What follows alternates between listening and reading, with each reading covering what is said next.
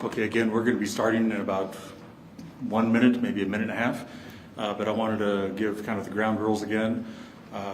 We appreciate everybody showing up. Very important event that we're having here today.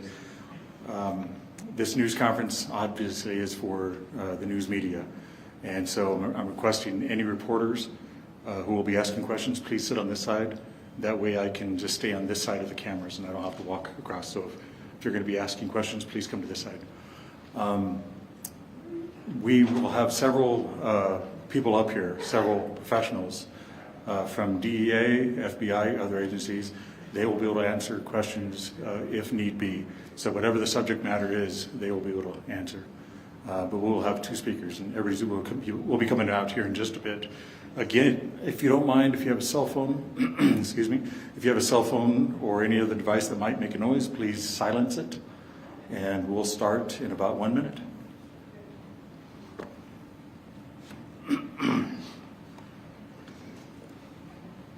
We have 1 minute.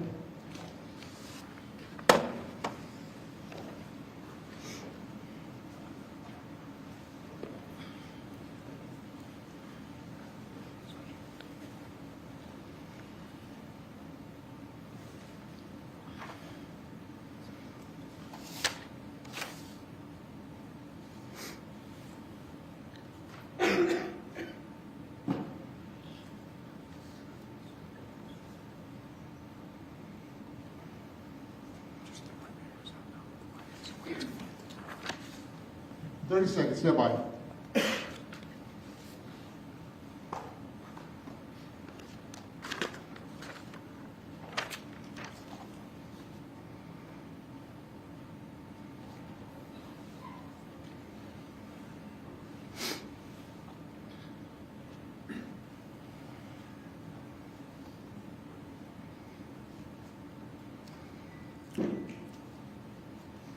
You're live. Good morning, and thank you for joining us here today. It's a very important news conference that we're having. Obviously, this is the news conference a few days past the March 21st incident at Young Park. Before we get started, I'd like to again remind everybody to please silence their cell phones and any other devices they may have. And also keep in mind that the investigation into this incident is still ongoing. So there are some questions that Chief may not be able to answer. But standing up here, we have several individuals, a couple of speakers. Chief and the Mayor will be speaking. But standing up here, of course, Chief, Mayor Eric Enriquez, Fire Chief Michael Daniels, from the FBI, Jacob Van Brandwyk, from ATF, Rick Shumaleski, from the DEA, Jerry Smith. I believe a representative from the DA's office will be here at some point. Deputy Chief Sean Mullen, Deputy Chief Eric Urenda, Investigations Lieutenant Peter Bradley, City Manager Ikani Tomo Payao, and Ry Ellison from the U.S. Attorney's Office. Any one of these individuals, if they are the subject expert for the questions posed, will be able to answer your questions. But for now, I'm going to pass it over to Mayor Eric Enriquez.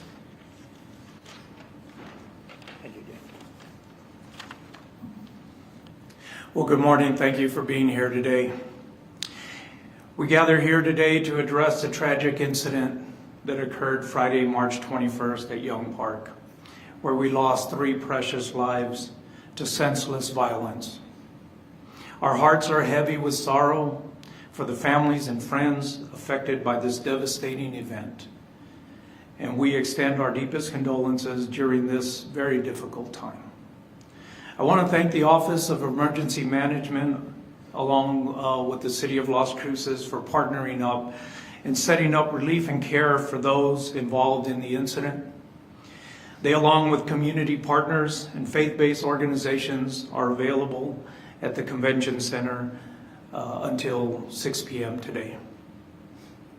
I want to express my gratitude to the Las Cruces Police Department and the federal agencies for their swift action and diligence in responding to the situation. Their professionalism and commitment to public safety have led to the arrest of 4 individuals convicted connected with this crime. We're thankful for their tireless effort, which are crucial in ensuring justice and justice to be served. Let me be clear. This incident will not be tolerated in our community. We stand united against violence in all its forms. We are committed to a thorough and transparent investigation, and we will work to ensure that those responsible are held accountable for their actions. The safety and well-being of our community is a top priority. And we will continue to do everything in our power to make sure that this happens. And to do that, we will do it by providing the funding and resources the Las Cruces Police Department needs, and we will do that on the local end. We will work with the governor and our state legislators for changes in our laws and policies to make sure that our city is safe. We are committed to that. We are committed to the safety of our community. Thank you.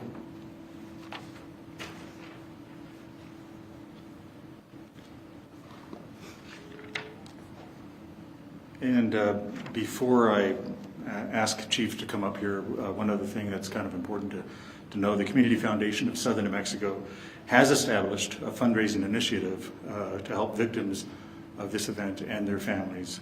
So if you would, please visit the Las Cruces Crisis Action Fund on the web. And with that, we'll pass it over to Chief Jeremy Starr. Good morning. Thank you to everyone who's here today. I just want to start by saying the District Attorney's Office is not here because they're at District Court for a dangerousness hearing for the 3 juveniles involved to ensure that they're held. And they likely, or they could be here during it and stand up here with the rest of them. We worked hand in hand with their office to bring these 4 people to justice. My goal today is to paint the best picture I can about what happened on that horrific day last week, on Friday, March 21st.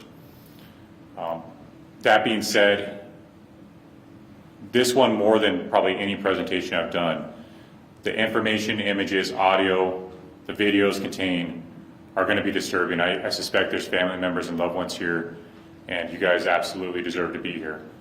But this stuff hits all of us hard, so I can only imagine how it affects you guys, and just ask that viewer discretion is strongly advised. The details of the call. And one thing I do want to say up front too, this is not a traditional active shooter event where the motive or the motivation is to kill and injure as many people as you can, as quickly as you can. Unfortunately, the results were the same. On March 21st, 2025 at approximately 10:10 p.m., we began receiving calls for gunshot victims at Young Park. There was a car meetup at the park prior to the shooting. While a large crowd was watching the exhibition driving, a dispute developed towards the southwest portion of the parking lot. The dispute was between 2 groups of people who have had personal issues in the past. The argument escalated into gunfire and multiple people began firing handguns. Some of the intended targets were struck, along with several uninvolved bystanders that had nothing to do with the dispute. Recap of the victim information: 18 total people were injured, 3 people were killed, 2 were pronounced on scene, 1 was transported and later pronounced at a hospital. Our victims are Andrew Madrid, 16, Jason Gomez, 17, and Dominic Estrada, 19. 15 additional people were wounded and treated at various hospitals throughout the area, and their ages range from 16 to 36.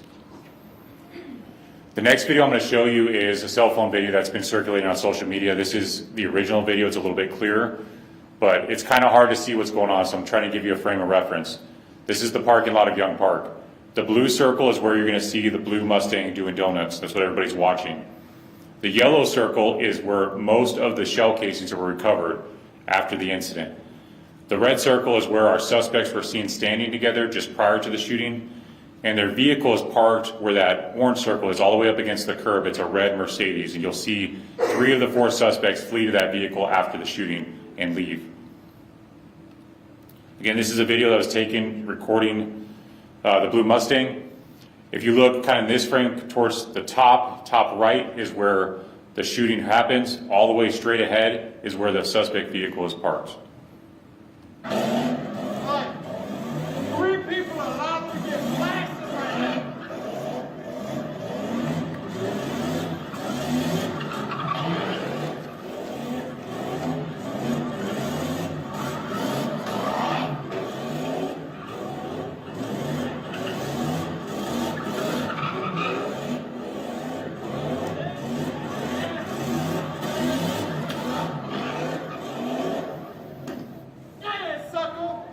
guys like that shit? My heart's like racing. I don't even.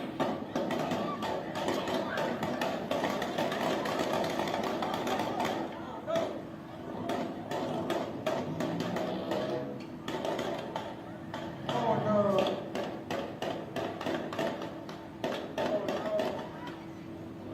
Oh no.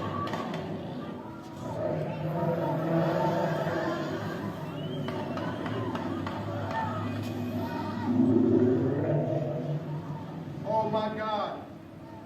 I just witnessed a murder.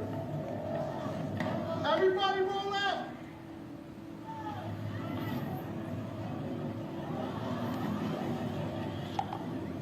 Oh my God.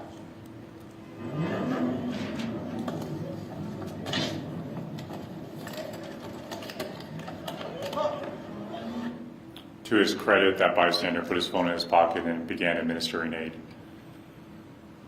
I'm going to play for you guys some of the 911 calls. There's almost an hour of audio for 911 calls. I'm obviously not going to play all that. Some of the original calls, along with some of the other calls that, again, paint the best picture I can of what people were experiencing on scene. Young Park, people that shot. Young Park, Young Park. Young Park? Okay. Young Park, shoot at Young Park. Listen to me. Someone was shot, you said, correct? Yes, little girl. Are you sure someone was shot, or did you just hear gunshots? Yeah, I'm sorry, that's stupid. Who was shot? There's multiple gunshots. There's apparently people that shot. They're gonna shoot at Young Park, Young Park. How many people are hurt? I don't know, it looks like multiple. I can't tell, everyone's breathing.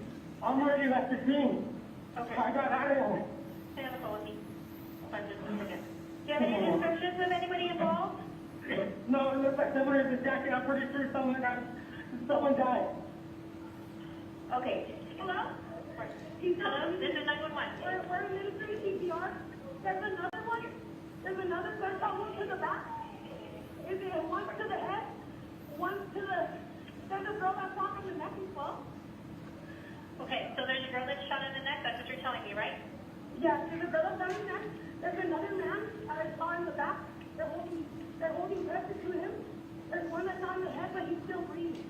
And there's one that's shot in Okay, the arm. so it's two males and one female that were shot, correct? Yes, 3 males and Okay. 1 female. 3 males? 1, 2, 3, 4. 4 males and 1 female, yes.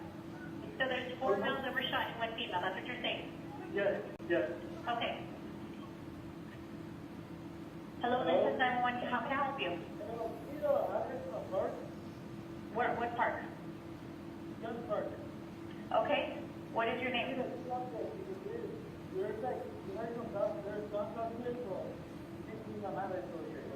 Okay. Was anybody shot? Yes, 3 people. 3 people? Yes, 3 people. Okay. Are you close to them? No, there's 2 over there, and there's 1 knee down. Okay. Okay. Okay. Are you able to help them control the bleeding, sir? Can you check on them? I don't know, let me go check. I'm sorry? Let me go check to the church over here. Okay. We have units on the way, sir. Alright. Thank you. So, there's been a shooting At the Young Park? in Young Park? Yes. Okay. Are you involved? No, I Are wasn't. you with any of the people that were shot? No, ma'am. You're not with them? Okay, did you see the shooter? No. I just heard it. I just listened to You it. just heard it? Okay, are you still Yes, I heard there? it. Yes, I'm still here. You're still there at the park? Yes, ma'am. Okay, but you don't have a visual of anyone that was shot or the suspect? Yes, I saw the person, the guy shot. Okay, the person that got shot, I need a description. I didn't want to close it. I just noticed that he was wearing jeans and black shoes. Jeans and white shoes? Black shoes. The police here. Okay, I'll let you go, thank you. There you go. Bye-bye.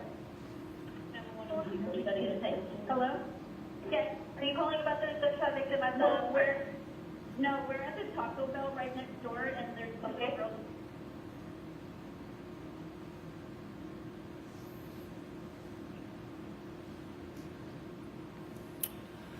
that last call was from the Taco Bell where 2 additional victims showed up. The next thing I'm going to play for you guys is some of the police radio traffic. And again, it's important to know that the way this is recorded for time's sake is that when one transmission ends, the next one begins immediately, but that's not how it occurred that night. There's some amount of space in between the transmissions.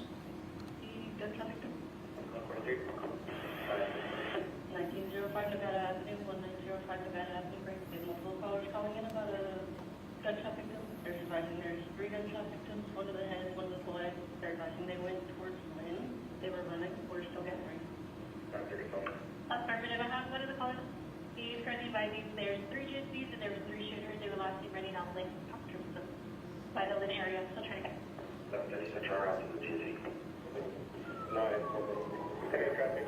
Triple seven. We're still gathering on where the victims are at.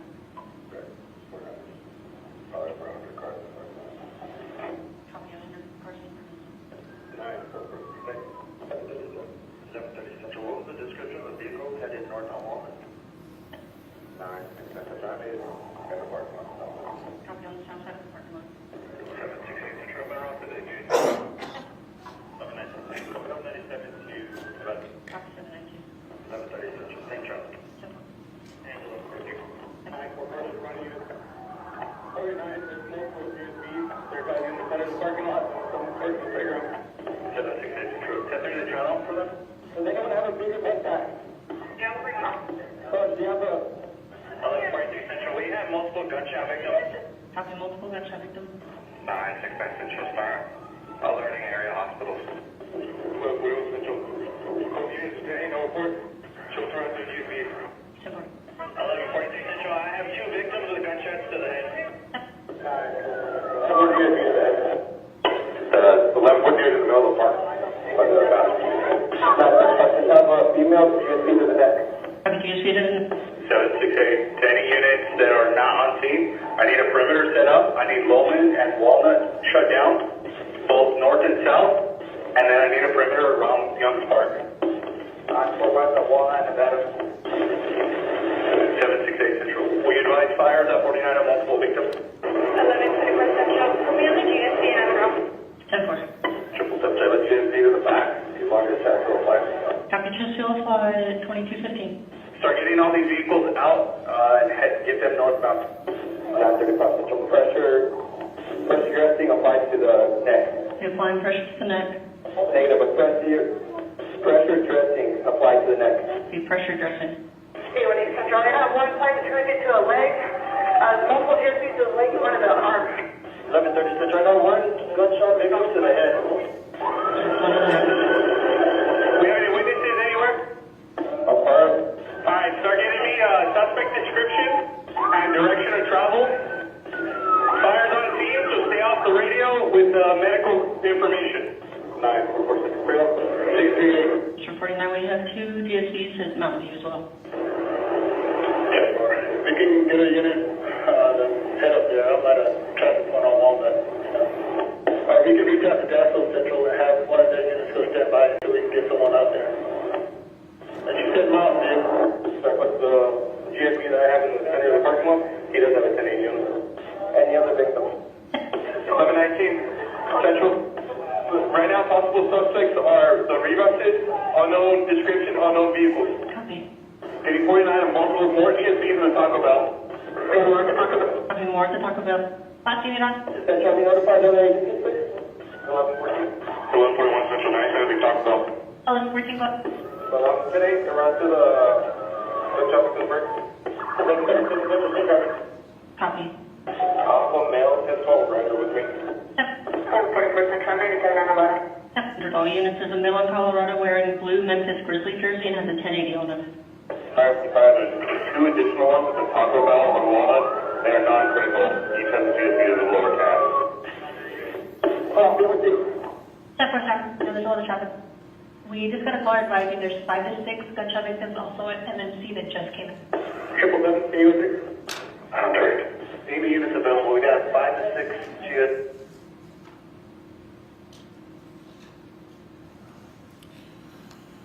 I'm going to show 3 very small clips from the body camera. This is a very difficult balance.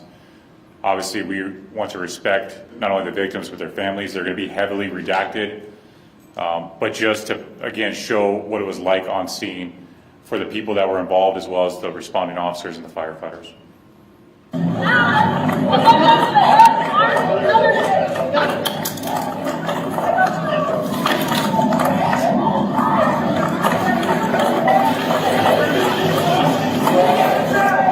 Where's the shot? He shot her in the arm and I think his leg. Yes, that's one of the reasons. Okay, all right, I'm gonna turn it on you, okay? Is he shot down there too? Yeah. All right, lay flat for me.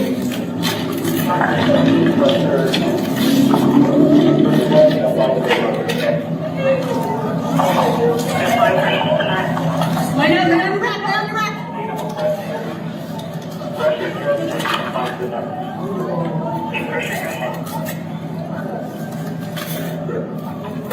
Try to have one pressure get to the leg. The normal just needs to right one of the arm.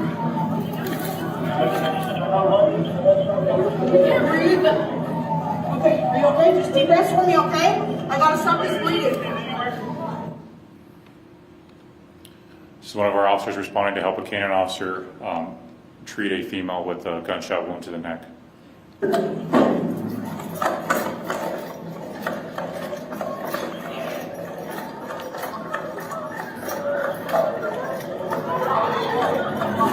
Hands out, come on here.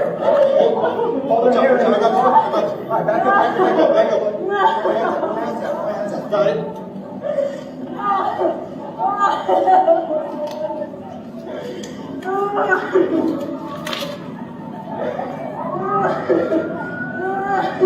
Okay, keep your hand up. Good night. Hand up.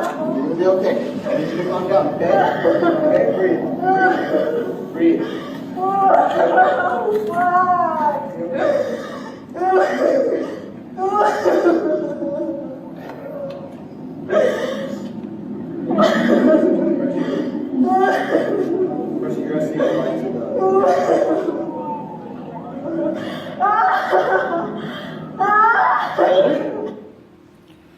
This last video just illustrates at the same time officers are providing care and treatment, they're trying to set up the perimeter, they're trying to get witness statement and put out suspect information. We're getting calls for armed people running in the neighborhoods, and this one's off Colorado.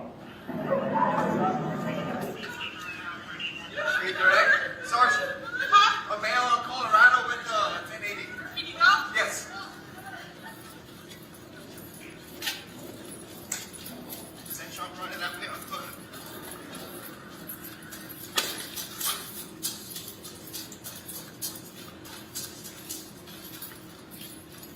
Description one more time.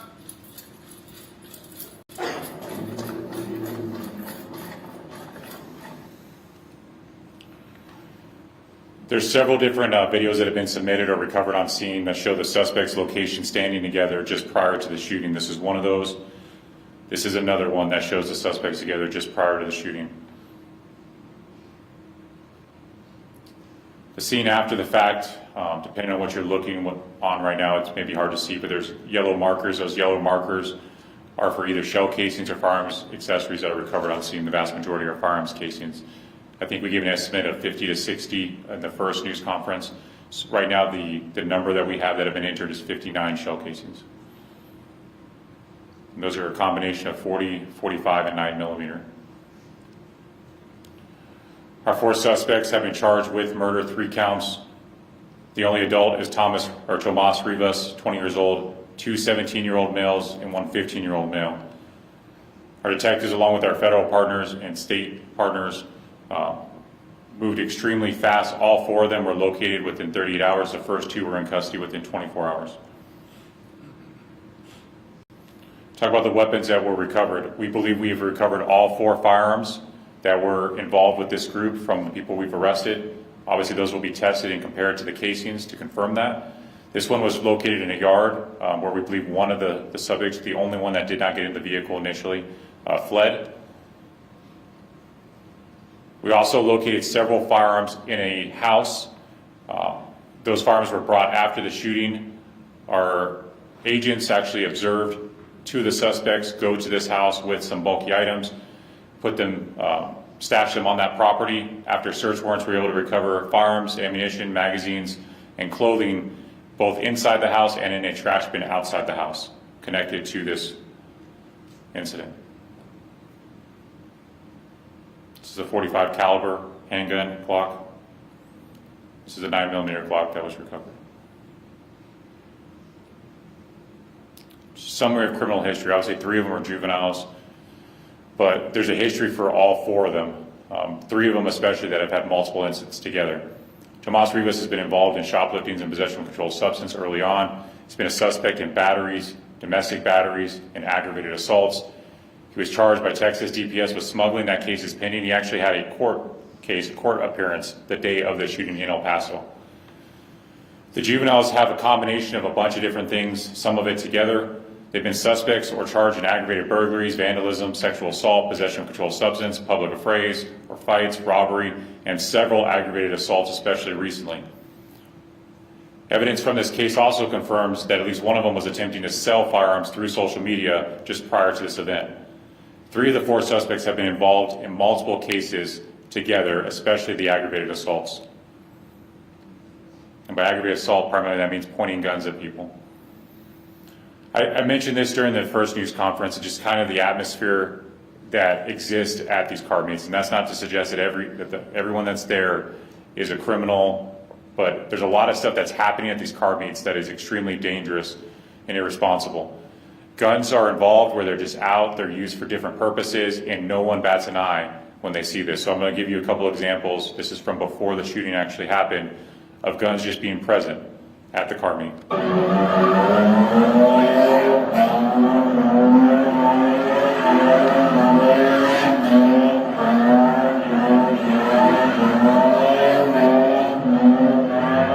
You'll see in the right-hand corner, the subject of the AR-style rifle here in a second, using the laser on the guard. This circulated, obviously, all over the place. 2 subjects holding the same rifle at different points. They were not, based on all available evidence, were not involved in the shooting. And so the question was, why do they have the rifle out like that? Well, this is the videos of what they're doing with the rifle at this event.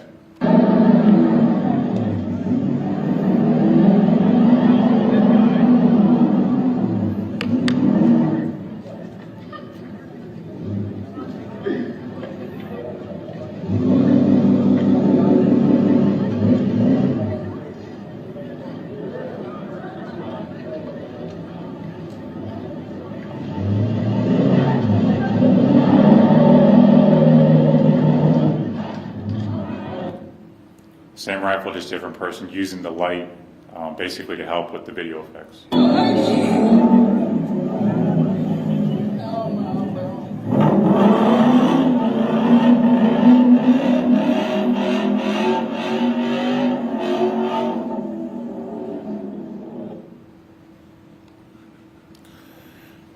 going to play some video clips from a 2023 car meet that we had to disperse. And just this, I mentioned this earlier, this has been a problem for police departments across the country. They're very difficult to deal with because of the number of people and some of the behaviors that happen when you have that many people together doing the things that they're doing. Again, this is in May of 2023 at Young Park at a car meetup. This first clip is just a few seconds to kind of show the overall atmosphere. On this call, we had 15 officers on it, basically from 2 shifts, to try to deal with this, and there's still chaos and things that happen.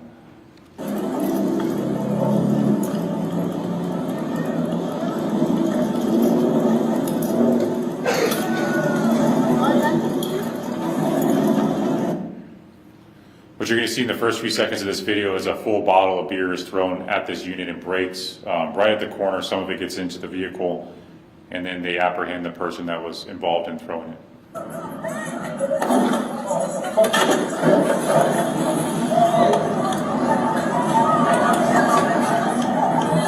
Who did that?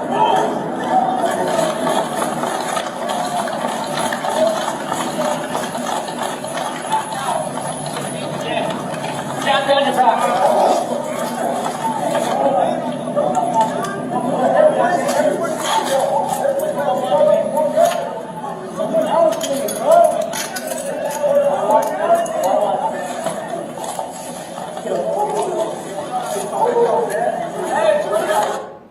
they're trying to deal with that, they get surrounded by people, and these are the officers responding to them being surrounded by people trying to deal with the first subject.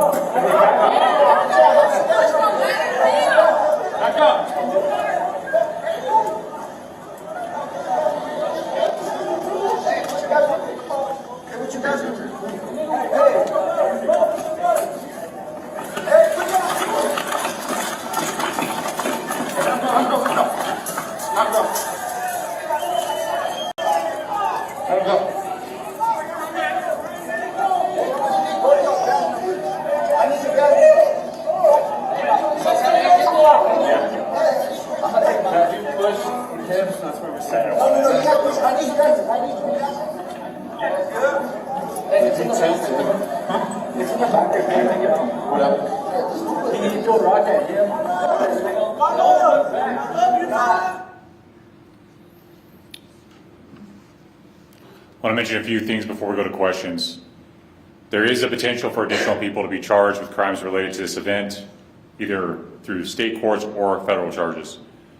I also urge anyone with information or that was a witness or has information to contact us and speak with a detective. There's a lot of information that's going around social media that is contrary to evidence or could be useful for us to have. However, those people have not reached out to us, and I'd ask that they do so.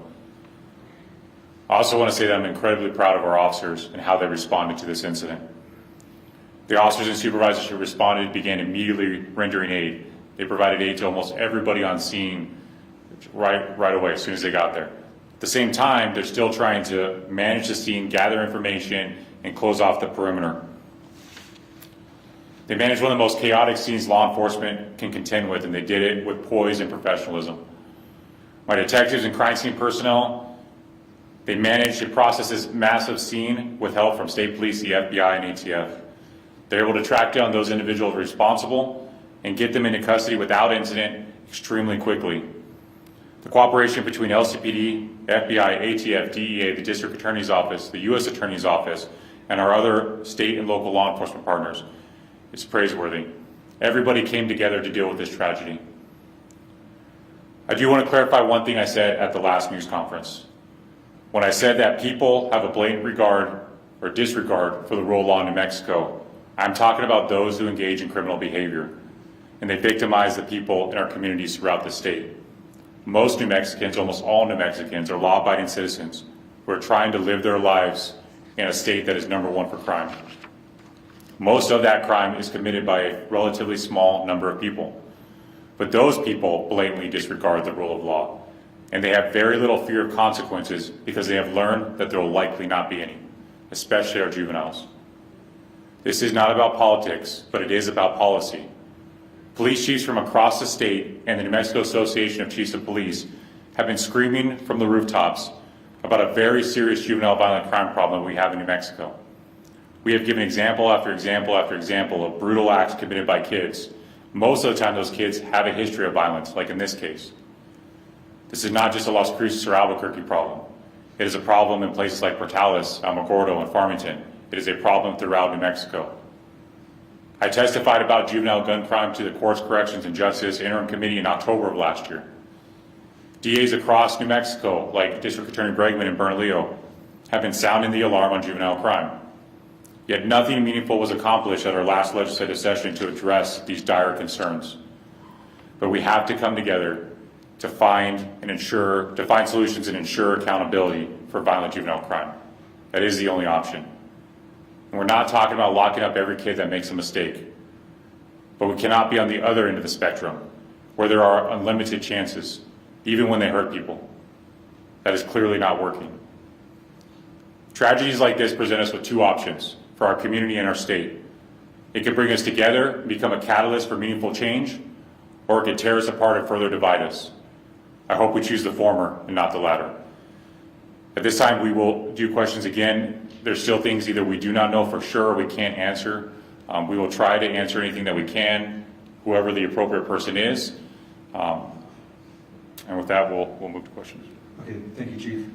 And actually, the first question we're going to have is from Monica with KOB up in Albuquerque. She sent this a while back. She asked 2 questions. One of them you already answered. Are there any other suspects? I think you mentioned that the investigation is still ongoing. The second question she asked is there any fear of retaliation after this incident? At this point, we don't have any credible threats of retaliation. What I would say, if anybody does have fears or information that there could be retaliation, we ask that you provide us that immediately. Provide that to us immediately. Okay, if you have a question, please mention your name and your affiliation. Algernon with the Albuquerque Journal. Chief, or maybe this is a question for the city, following this incident, are there any changes to public access to Young Park on some sort of temporary basis? And also, Chief, is there going to be a shift in greater policing of events and large gatherings of youth, car meets, and that sort of thing? If I can answer the second part first, and then I'll ask the city manager to maybe address the first part. You know, it's not like we have not been addressing the issues at Young Park specifically or other high crime areas. And just to highlight some of the things that we've done, during our Operation Not in Vain, we included park patrol so that we went by every night before they closed and right after to make sure that nothing was going on and people were out of there. We had an agreement, or we have an agreement with the New Mexico Mounted Patrol so they can do additional park patrol when they have time to supplement. We had our surveillance trailer placed there from about September of 23 till almost the end of last year to help supplement, but obviously we have a lot of high crime areas. We have to prioritize those resources and shift them around. We have conducted previous car meet operations. I have drone footage from an operation we did in 2023 dealing with these car meets. We had gates installed just recently so that at 11 p.m., which was after this incident occurred, we can close off the park, and that happened recently because it's one of the ways that we can try to mitigate it proactively. The Real-Time Crime Center for Young Park, I mentioned that part of that is installing cameras at Young Park as well as other parks, and the purchase order is completed, but it's not like they're just sitting there and we're not installing them. The model of that camera isn't even available till May, and then they have to be installed by the manufacturer. So as soon as we can get them installed, they will be installed. And then, of course, our park ranger program. And we have the rangers that would graduate the academy are finishing up field training, which is a necessary part of their training, so that they can help address some of the issues we have in our parks. Ikani Tomapeao, City Manager for Las Cruces. This is nothing's at this point when it comes to access to our parks. This is the time where our community and our youth need the park. So we're not changing any hours at this time, but we're going to make sure our community continues to be safe. Chief Story and police is going to continue to help us with that. Thank you. Okay, over here. Lauren Schultz with the Las Cruces Sun News. Have you been able to confirm the origin of the weapons that were used in this? Yes, we know. So there's five weapons that were recovered, 4 handguns and a shotgun from essentially the 4 people, that group that we charged. 3 of those handguns are reported stolen, confirmed stolen. The other 2 are not entered, but that doesn't mean they're not stolen. Morning, everyone. Heriberto Perez with KBI ABC7. Chief, you were talking about these unsanctioned car meets, right? And how this is an issue not only for you, but police departments across the country. What are you planning to do now? Work with more state and federal agencies to prevent things to escalate like they escalated last Friday? Thank you. Well, we've been dealing with them, like I said, for years. I mean, February 7th is the last one I can find where we had one at Young Park, and our officers went and they dealt with it. They were there for about an hour and a half almost. And so we've been dealing with this, and you can see from the videos I provided, it takes a lot of resources to safely and effectively deal with it, and even then there's still problems.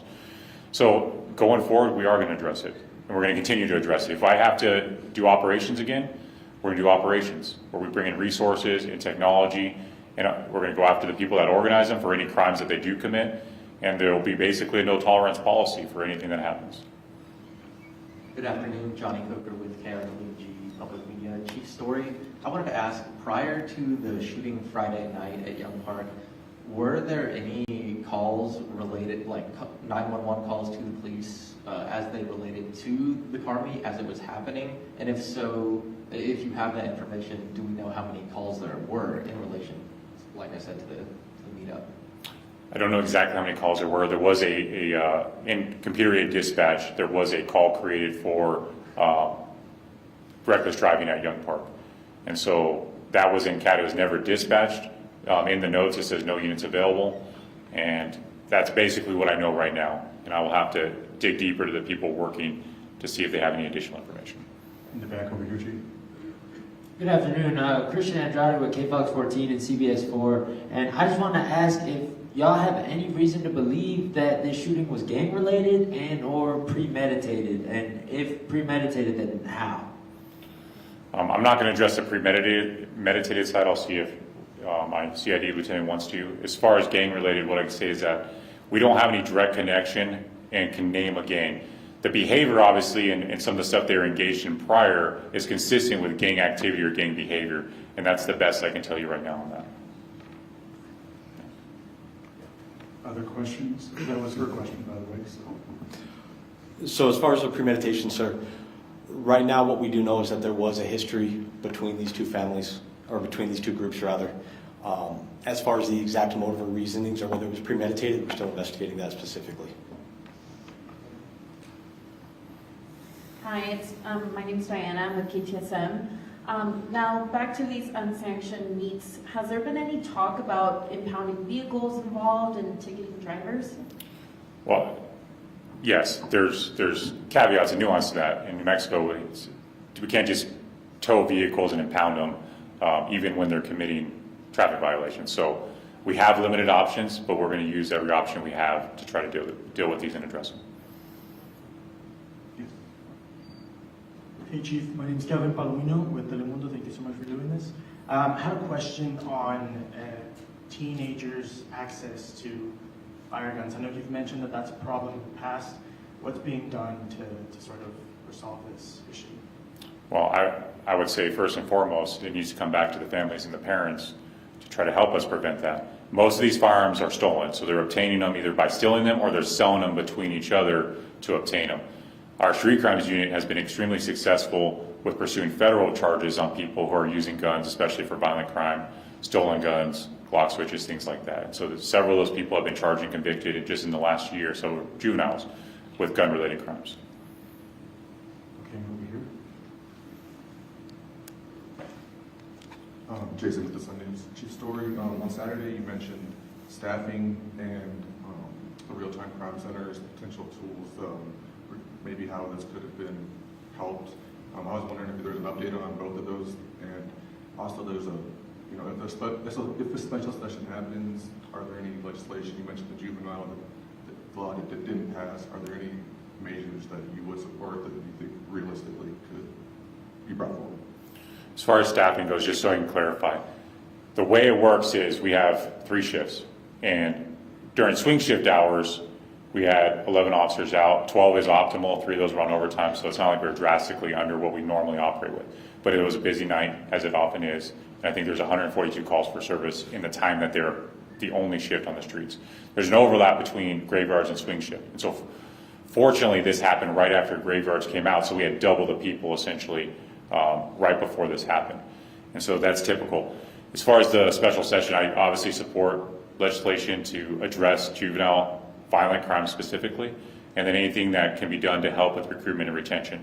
And just to clarify as well, because facts are important, the city funds and has budgeted for 220 police officer positions. I have about 188 officers right now. And so it's not that I don't have the positions or even the money in the budget, I have a difficult time filling them because people want to be police officers less than they used to. Chief, here's another question from KOB. Any more insight into the altercation between the two groups? In other words, what was the beef, if we know it? So we have different statements.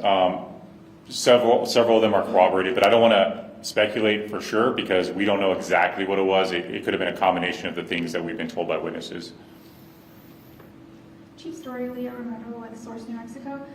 Going back to the potential special session, can you be a little bit more specific in what you would like to see, bill-wise or legislative-wise? I think District Attorney Bregman has spoke very eloquently on this. I believe it was House Bill 134 that I don't think it even made it out of the first committee. And that had a lot of changes that I think would address the issues that we're facing. And again, that's not about locking all kids away. The focus is still on rehabilitation and hopefully diversion. We shouldn't get to this point. We've already failed at this when this happens, right? When kids are doing this type of behavior. But I think that will address the kids who will not stop committing violent crimes.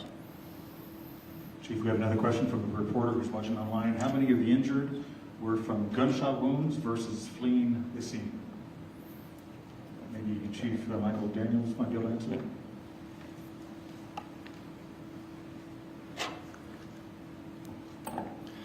Mike Daniels, Fire Chief. As of right now, we believe, or what appears to be, all injuries were either a result of direct gunshot wounds or potential shrapnel. Naturally, the hospital, when they get to the hospitals, that's where they're more further evaluated.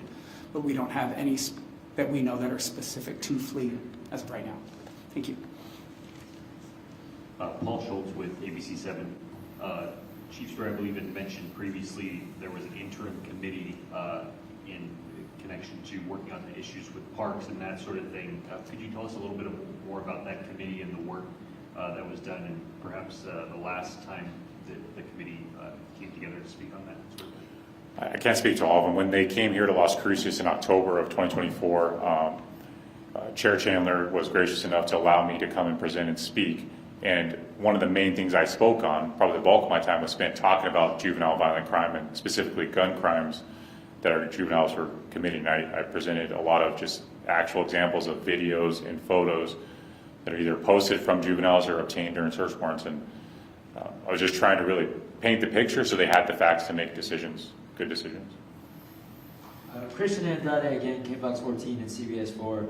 And is there any information that y'all could share about the SWAT activity near the Icebox on Saturday afternoon? Was that in relation to this shooting? It was in relation. We were following up on leads for potential suspects. That person was not ultimately involved in this shooting. Okay, let's go back here. Sorry, Chief Story, Juan Corral with the Las Cruces Bulletin. Quick question, the Alamogordo has had, or the Otero County Police, I should say as well, has worked with some of the car clubs out there to try and have these car meets during the day and have folks be able to still share that passion. Is that something you all have looked into possibly to make this a little bit less more crime related? Yeah, I can't say that we have, but I don't think it's a bad idea. I mean, it's not that people who like cars or love cars are bad, or that's a bad hobby. It's when the behavior escalates and it gets dangerous. So if we find a way to do it where they're not breaking any laws, I'm all for that. Chief Story, Johnny Coker with KRWG again. And this is also for some of the city officials behind you, Connie and Mayor Enriquez, but you can weigh in for sure, because you spoke a little bit about diversion, investment into diversion away from getting the youth of Las Cruces, out of these types of situations that they find themselves at a car meet after dark.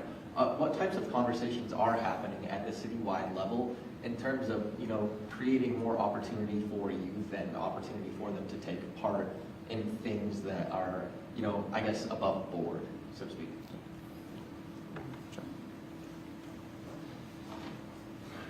Ikani Tomapiao, City Manager.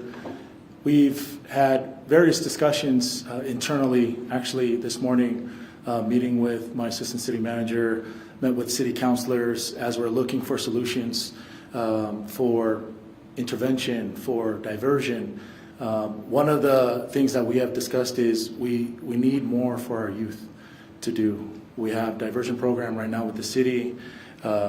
We assist with the PAL boxing gym. And we're looking at opportunities of what we can do to expand. One of the things that we have right now is a facility of our Amador Live facility that the city owns. One of those things right now is we had a business that left, and we're looking to reprogram this. And one of the opportunities that we're looking at is making this a function for the youth in the community. What I've spoken with Mayor and with some councilors is as we talk with families and as we talk with adults, the most important group and demographic to talk with is the youth, and actually bringing them into the discussion whether it's at Amador Live or whether it's here at a place that's neutral where they feel that they can be heard, that's the group that we're focusing on. And so we'll, in the upcoming weeks, we'll continue to meet with our teams, the counselors, with the mayor, and with our staff to see what we can do to create a safe space so the youth can be heard, so they can talk, and we can figure this out, because we won't find solutions as adults if we don't include the demographic that's important as a youth in this. Thank you. Okay, over here. Stephanie Cordova with Univision. The 4 people that have been arrested, do they belong to one group? And also, do we know if the other group that was involved in the altercation opened fire? So the 4 that have been arrested are all part of the same group, meaning that they are friends, family, etc. The other side, I'm not going to definitively say they have fired. That is a possibility, and we're still investigating that, so I don't want to give too much before we know for sure. Any other questions here? We have a couple over here. We only have time for maybe 2 or 3 more questions. Albuquerque Journal again. Chief, on Sunday night during a vigil, there was a disturbance at about 8:30, 8:45. There was a report of a sort of 22 caliber casing kind of sitting around in the parking lot. Had there been other disturbances? What's the atmosphere been like at the park? So in general, we respond, or we're at the park a lot, whether we proactively go there or responding to a call. And that's been true for a while, right? Just like other places in the city. That specific incident, I'm not aware of. I showed a video of juveniles shooting in the park during that CCJ interim committee presentation. And so we've been fighting that and dealing with it for a little bit. Other questions? Yes. KTSM, again, we have federal agents here. You mentioned that there was possibility of guns being sold at some of these meets. Is that why law enforcement from the federal level are here, and are they investigating, whether it's ATF or FBI, investigating these guns after the city charges may be happening? So when I said they were selling guns, that was through social media, not necessarily I have no evidence that they were selling guns at the car meet, just say that. Yes, ATF has been very involved in investigating, tracing, and trying to understand what guns are involved, which ones were stolen, and then ultimately helping us connect which casings belong to which gun. Anything else on that? Okay, a couple more questions. Palomino with Telemundo. Just a very quick question. You had mentioned that at the time there was a call, but no units were dispatched because none were available.